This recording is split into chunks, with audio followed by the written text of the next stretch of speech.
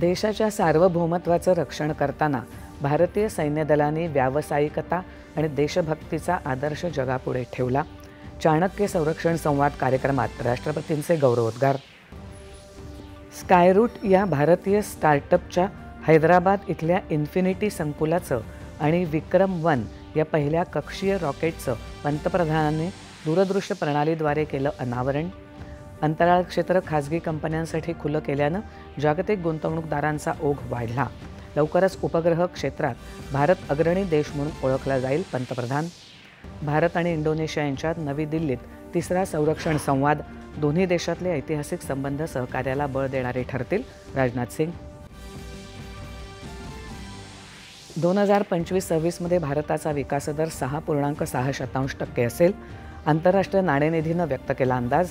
GST सुधारणांच्या सकारात्मक परिणामांची घेतली नोंद.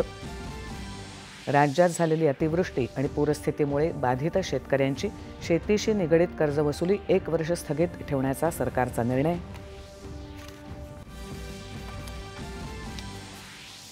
पंचायत समिती आणि नगराध्यक्ष पदाच्या निवडणुकांसाठी राज्यभरात महायुती आणि आघाडीच्या नेत्यांच्या प्रचारसभा. स्थानिक मुद्द्यांवर जोर.